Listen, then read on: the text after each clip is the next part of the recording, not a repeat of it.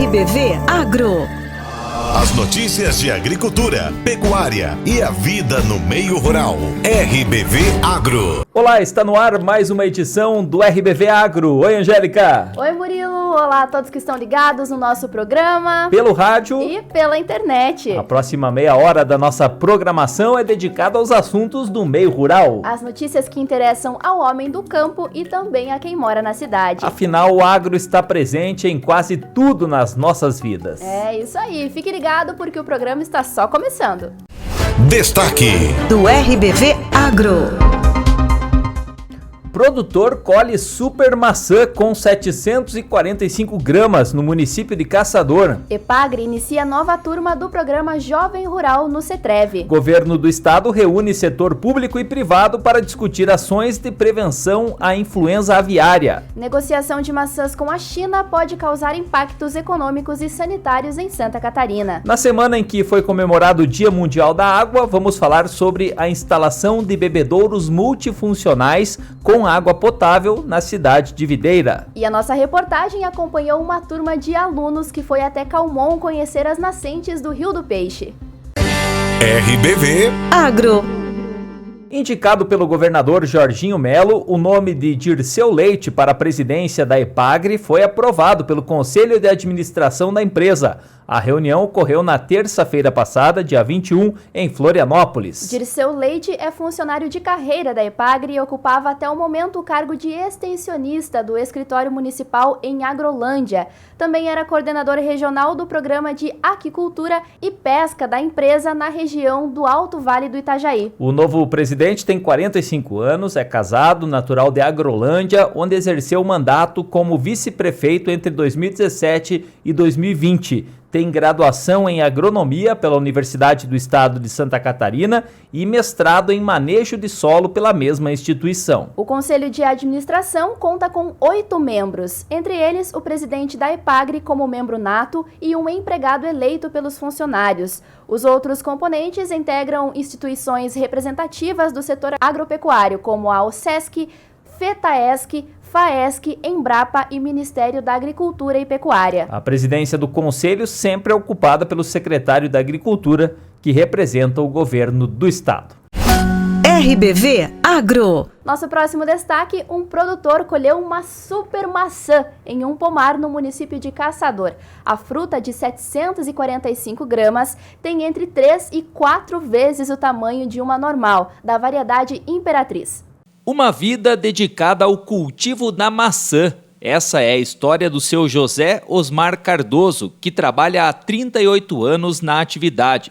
Tempo de sobra para se deparar com situações curiosas. Mas, sem dúvida, a mais inusitada delas aconteceu nesta safra, quando colheu uma super maçã de 745 gramas. Essa maçã nós estávamos trabalhando sábado e achemos ela ali e se surpreendemos, né?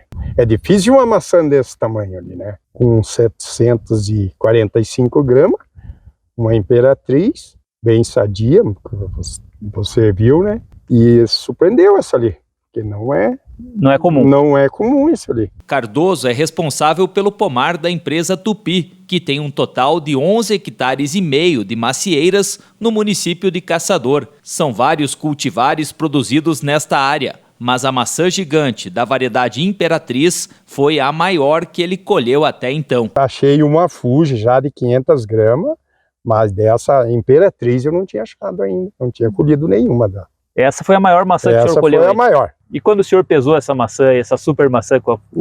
Não fui só eu que fiquei surpreso, né? Foi toda a minha família ali que viu, né?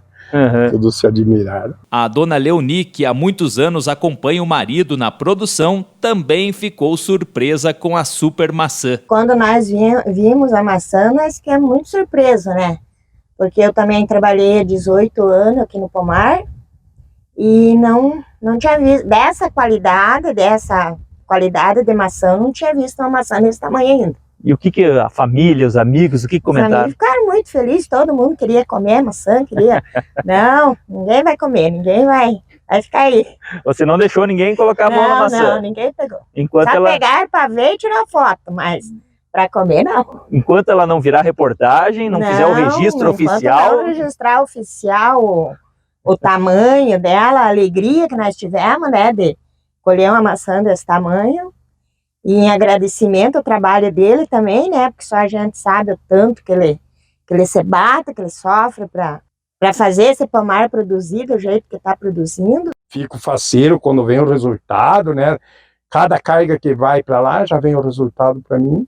Eu fico tranquilo, pergunto pro meu patrão, como é que deu? Deu boa? Ele, deu boa. Então a gente fica faceiro também, porque é fruto da gente, que a gente tá fazendo, né? Mas fala aí, seu José, qual é o segredo para produzir uma maçã gigante como essa? É só o tratamento que o agrônomo passa, né? Não tem muito segredo, então. Não, tem que fazer o tratamento certo. O pesquisador José Luiz Petri, um dos principais nomes da fruticultura no Brasil, afirma que em 50 anos de carreira é a primeira vez que viu uma maçã desse calibre. A fruta é 3 ou até 4 vezes maior em relação ao tamanho normal desta variedade.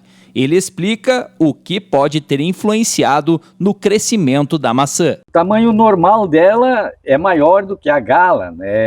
É um peso médio aí de 200, 250 gramas, né? Esse é o tamanho médio. Mas esporadicamente, num ramo que está bem exposto ao sol, um ramo que foi trabalhado, daí consequentemente deu uma boa gema, e que a planta não tenha uma carga muito grande de frutos, isso pode ocorrer. Né? Algum fator climático, Petri, que você acredita que possa ter contribuído com esse calibre dessa maçã? Não, eu acredito que não seja fator climático, que isso seja muito mais relacionado ao manejo do pomar, fazendo a poda na hora certa, as adubações na hora certa e principalmente o arqueamento de ramos e a entrada de luz na planta. Isso que realmente influi no tamanho da gema, que vai se refletir no tamanho do fruto. Você já tinha visto alguma coisa aí na tua vida, assim, uma maçã desse tamanho? Olha, dessa cultivar aqui, eu ainda não tinha visto. Eu já tinha visto uma variedade, por exemplo, que é a Mutsu, uma variedade japonesa, que essa geneticamente já é o tamanho dela acima de 500 gramas o fruto. Mas na Imperatriz, eu ainda não havia visto em 50 anos de pesquisa. Ficou surpreso? Bastante surpreso, realmente. Cada vez a gente aprende um pouco mais, né? E vê novidades aí que muitas vezes não se tinha conhecimento. E você acha que ela tá boa para o consumo? Não tenho dúvida, né? É para consumo e para consumo imediato, porque também esse tipo de fruta daí, para armazenagem, principalmente armazenagens acima de 3, 5 meses, aí ela não se conserva muito bem, né? Aí é preferível uma maçã do tamanho médio, né? Mas para consumo agora imediato, tenho certeza que estará muito boa. Os filhos queriam, os netos queriam, os amigos queriam, mas quem vai ter o privilégio de experimentar essa maçã é a nossa reportagem, a super maçã, a maçã gigante, 745 gramas da variedade Imperatriz. Para quem pudesse imaginar que ela podia estar um pouco passada, não.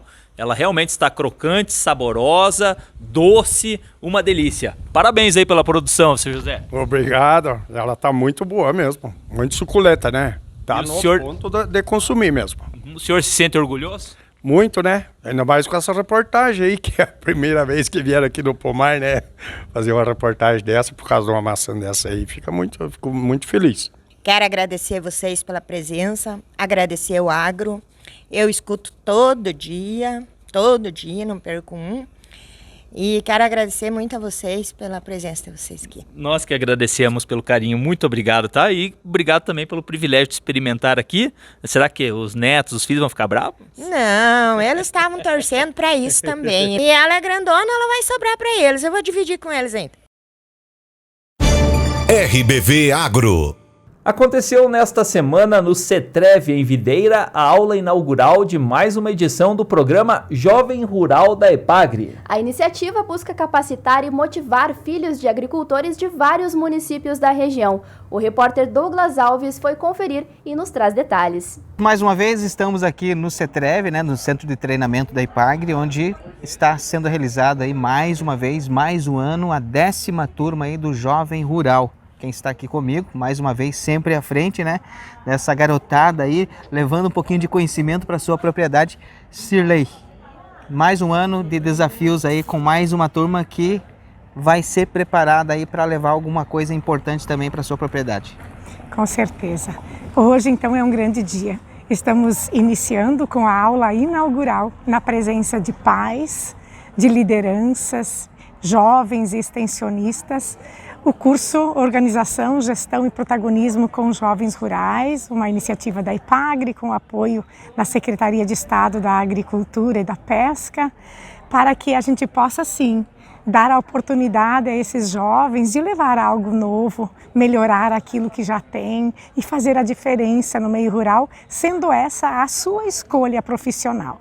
Nesse ano, quantos jovens estarão participando desse evento? Temos 30 jovens inscritos, que vêm de toda a nossa grande região. São vários os municípios que estão nos oferecendo e estão nos trazendo a oportunidade de trabalhar os jovens rurais.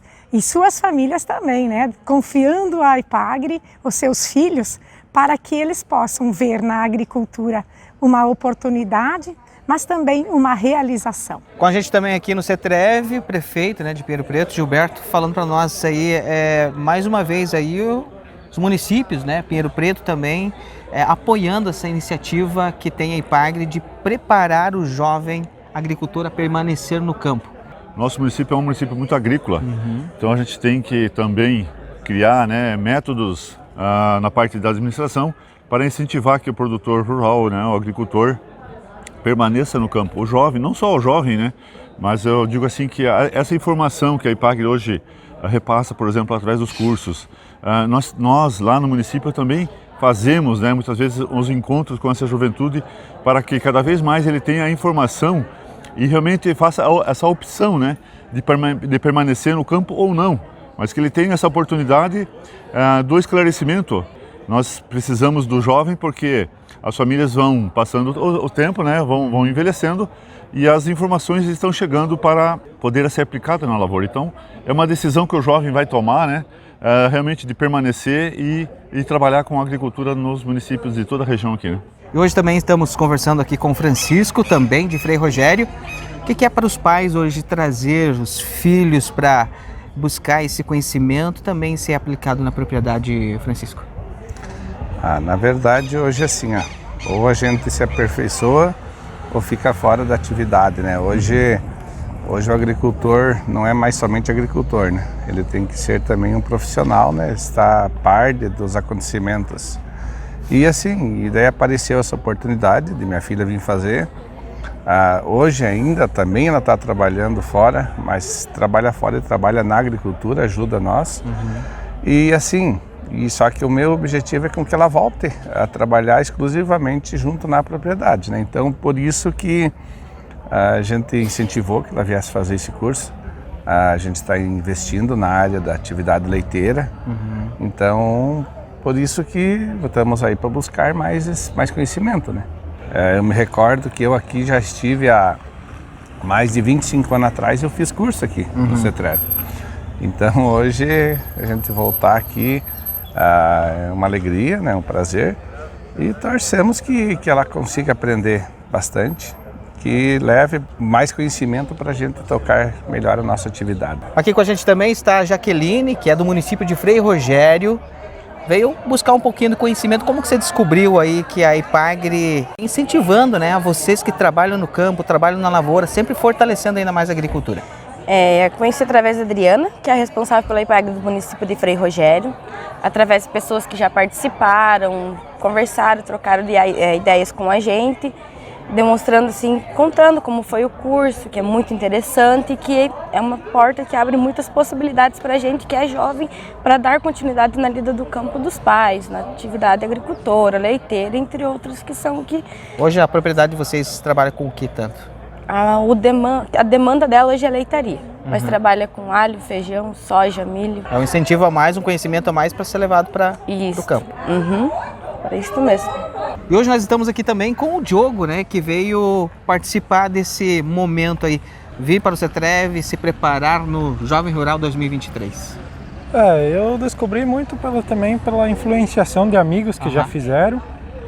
aprender um conhecimento sobre pareira. Você vai pegar fruticultura, peixes também, achei muito interessante. Até conversei com a Cirlei um dia que teve um curso da Copperville aqui e eu me interessei nesse. Ela então vem fazer com nós. Daí foi o que deu. Hoje estamos aqui. Hoje você é aqui de Videira mesmo? Sim, eu moro na Rondinha. Nós trabalhamos com porco, um pouco de pareira e gado. E eu acho que quanto mais conhecimento a gente puder sugar e levar para dentro da propriedade é muito importante. RBV Agro. Chegou a hora de um rápido intervalo. Na volta, vamos falar das ações do governo do estado em relação à gripe aviária e também a negociação de maçãs com a China. E ainda 2 reportagens especiais sobre o Dia da Água, a instalação de bebedouros multifuncionais em Videira e uma visita de alunos na nascente do Rio do Peixe, em Calmon. Acreditar na força do agronegócio brasileiro. Saber da sua importância para o desenvolvimento do nosso país. Acompanhar a sua evolução a cada pôr do sol. E ir mais longe a cada dia.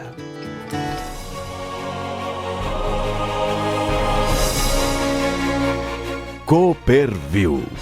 Há mais de 50 anos, semeando união, colhendo importantes conquistas e aproximando pessoas. RBV Agro. Estamos de volta com o RBV Agro e vamos falar de um assunto sério. O governo de Santa Catarina reuniu nesta semana representantes do setor público e privado para discutir ações de prevenção à influenza aviária, com o objetivo de minimizar os prejuízos caso a doença chegue. O Brasil não possui nenhum caso registrado dessa doença, mas no hemisfério norte, a influenza aviária resultou em mais de 53 milhões de aves abatidas só nos Estados Unidos. A presidente da SIDASC, Celis Regina de Matos, fala a respeito do assunto.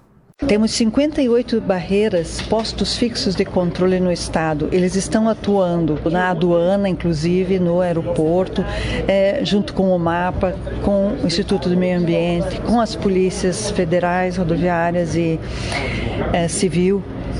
Porém, sendo um problema relacionado a aves migratórias, boa parte desse trabalho, grande parte dele, depende da educação sanitária. Então, levar na mídia massiva para todos os criadores, seja de aves comerciais, seja domésticas e até ornamentais, quais são os cuidados que nesse momento são importantes. O secretário da Agricultura do estado, Valdir Colato, tranquilizou a população em relação à doença. Nós estamos fazendo a nossa parte, orientando as pessoas, não há motivo para pânico, os animais que têm essa doença eles são eliminados, se tiverem, mas no Brasil não tem, e também as pessoas podem ficar tranquilas que podem consumir, né, o frango, que não traz problema nenhum para a saúde humana. Então acho que é importante as pessoas estarem esclarecidas, buscar informação, quando tiver alguma coisa suspeita que informe as cidades, os órgãos públicos e todos aqueles que estão envolvidos nesse processo, mas principalmente também a segurança, para que não entre animais pelas fronteiras, principalmente da Argentina, que tem esse problema, e nós não podemos deixar chegar aqui no Brasil, e é esse o trabalho que nós estamos fazendo, com vigilância total, tentando não permitir que essa doença chegue aqui no Brasil, porque seria desastrosa para a produção, para a alimentação de Santa Catarina. Esse então é o momento de todos estarmos alerta, atento, para que isso não aconteça. Isso depende de cada um de nós e cada um tem que fazer a sua parte, com certeza, em defesa de Santa Catarina e em defesa do Brasil. Entre as ações já realizadas estão um simulado em que mais de 200 profissionais foram capacitados para atuação em emergências, proibição de competições do setor agropecuário com a presença de aves em feiras durante 90 dias. E há meses estão proibidas visitas nas granjas, além da obrigatoriedade de quarentena para qualquer pessoa que trabalha nesses locais e tenha viajado para algum país com registro da influenza aviária. RBV Agro. Nosso próximo destaque: negociação de maçãs com a China pode causar impactos econômicos e sanitários em Santa Catarina. A Secretaria de Estado da Agricultura fez solicitação ao Ministério da Agricultura e Pecuária para a retirada da fruta da pauta de negociações. Cadu Reis.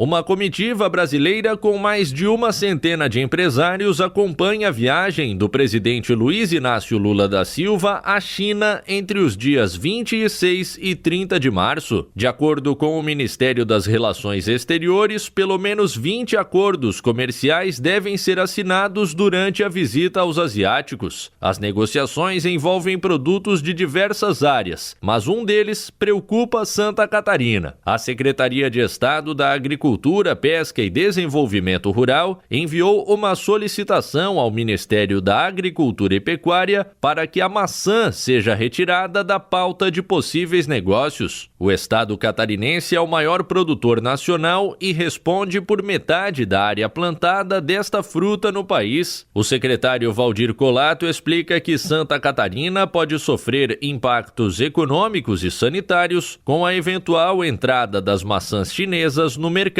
brasileiro. Comprometer a renda dos nossos agricultores e também inviabilizar essa produção da maçã aqui no estado. Então, o que nós pedimos é que essa maçã não venha para o Brasil da China, porque eles produzem 40 milhões de toneladas, nós 1,2 milhões. Isso vai trazer muitos problemas, principalmente dos produtores, mas também a questão sanitária. Nós temos mais de 40 tipos de doenças que não temos aqui e poderá chegar através da importação. Então, o impacto será muito grande, nós precisamos evitar isso. A atual safra da maçã em Santa Catarina está na fase de colheita e deve atingir 571 mil toneladas, ocupando mais de 15 mil hectares de área plantada. O engenheiro agrônomo e gerente regional da EPAGRE de São Joaquim, Marlon Francisco Couto, pontua que a concorrência chinesa pode desequilibrar a produção na Serra Catarinense. O custo de produção alto hoje,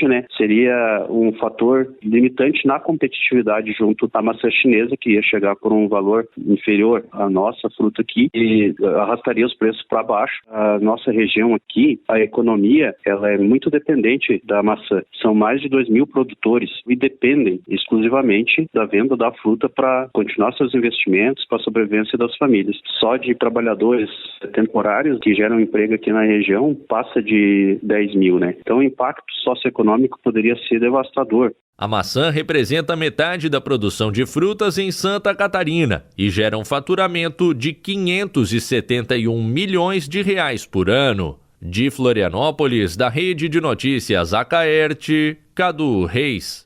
A Administração Geral de Alfândega da China anunciou na última quinta-feira que concordou em retomar imediatamente as importações de carne bovina brasileira com menos de 30 meses. A retomada do comércio ocorreu um dia depois que o ministro da Agricultura brasileiro, Carlos Fávero, chegou a Pequim. Após a detecção do caso atípico de vaca louca no estado do Pará, o Brasil suspendeu voluntariamente a venda de carne bovina ao gigante asiático. Com a boa notícia desta semana, entidades ligadas ao setor produtivo da carne comemoram a retomada das importações da China. No ano passado, cerca de 62% das exportações brasileiras tiveram como destino o país asiático. Para efeitos de comparação, os produtores de carne bovina no Brasil deixaram de movimentar cerca de 25 milhões de dólares por dia com o embargo. RBV Agro. Nesta semana, na quarta-feira, 22 de março, foi celebrado o Dia Mundial da Água. A data foi instituída pela ONU em 1992 e visa a conscientização a respeito desse elemento, a água, que é essencial para as nossas vidas. Cuidar e preservar os recursos hídricos é fundamental para a nossa sobrevivência. E para marcar o Dia Mundial da Água, o repórter Ernesto Júnior nos conta sobre uma iniciativa em Videira, que proporciona água potável para a comunidade através dos bebedouros multifuncionais. Quem não gosta de se refrescar um pouco, ainda mais com esses dias de calor que estão fazendo? Nas últimas semanas, os moradores aqui de Videira foram agraciados com novos bebedouros na região do Parque do Rio do Peixe e também no eixo cultural lá na Matriz. Isso foi uma percepção que nós tivemos fazendo também as nossas caminhadas, né? A gente faz essas caminhadas com frequência aí no Parque do Rio do Peixe. Também muitos eventos são realizados por parte da Prefeitura e da própria Visan nesses espaços, e a gente conversando com as pessoas percebeu essa necessidade, né? As pessoas que correm, que caminham, andam de bicicleta, vão passear com as crianças, levam seu pet para passear. Então tudo isso a gente conseguiu agregar em um único equipamento, né? As pessoas podem, então hoje com sua garrafinha pessoal, né? Por que isso? Nós não ofertamos o copo descartável, também pensando nessa questão de conscientização e de não agressão ao meio ambiente. Então temos a água gelada, a água em temperatura ambiente, como tu falou, nós temos a questão do chimarrão, sabemos que é uma tradição aqui da nossa região, as pessoas fazerem uma roda de chimarrão, conversar com os amigos, enquanto as crianças estão brincando, vamos tomar um chimarrão, né? O seu pet pode também ter água fresquinha ali no local. Aqueles que estão com a caminhada ou a corrida, né? Então muito acalorados também, tem um aspersor que faz uma névoa de água aí também para se refrescar. Então tudo isso foi pensado no bem-estar de quem faz uso desses espaços, tanto do Parque do Rio do Peixe, quanto também ali na Matriz. Se estamos falando de água, estamos falando, é claro, do nosso Rio do Peixe, que abastece todas as casas dos moradores aqui de Videira diariamente. Um bem precioso que devemos, é claro, sempre cuidar muito bem. Por ser esse bem tão precioso, diariamente o Rio do Peixe passa por todos os cuidados realizados pela Visan para que os moradores aqui de Videira recebam em suas casas água de melhor qualidade. Cerca de 70% da superfície do planeta é coberta por água. Então, 97,5% da água do planeta é salgada e não pode ser utilizada para consumo humano. E nós, para as nossas necessidades, nosso uso diário, para alimentação, para matar a nossa sede, para a higiene, nós necessitamos hoje em torno de 40 litros de água por dia. E em Videira nós temos um consumo médio de 140 litros de água por dia por habitante. Então, claro, nós temos na nossa região aqui uma disponibilidade de água elevada, né? Então, nós não temos muito essa consciência de economizar. Mas a nossa necessidade seria apenas 40 litros por habitante dia. Então, a Visan, ela tem agido de diversas formas para a melhoria do saneamento ambiental no município de Videira. Na água, nós temos diversas ações de redução de perdas, realizando consertos rapidamente para evitar os desperdícios. Nós também estamos sempre dando prioridades para os vazamentos de maior proporção.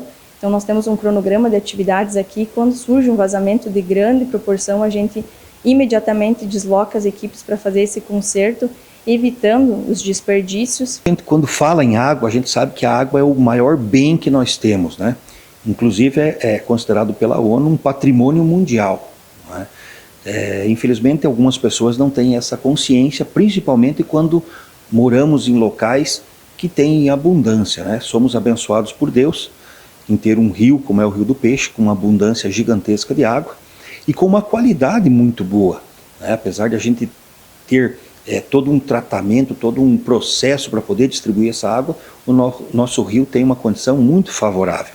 Mas a gente precisa que as pessoas realmente tenham essa consciência, né? A gente fala muito em bater na mesma tecla, para que as pessoas tenham a consciência de fazer o uso racional. Os entrevistados na reportagem foram Débora Pellicer, engenheira sanitarista e ambiental, e Sandro Antônio Carinhato, diretor-presidente da Visan. Nós estamos falando desse exemplo do valor da água para matar a sede, para abastecer as casas, empresas, e no agro, então, nem se fala, né? Se não tem água, não tem produção. Com certeza. E falar em água aqui na nossa região é falar no Rio do Peixe, cuja bacia hidrográfica abastece 28 municípios da região meio-oeste catarinense. E a nossa repórter Cássia Castilho traz agora uma reportagem que foi produzida lá onde começa o Rio do Peixe, na nascente do rio, no município de Calmon. Acompanhe.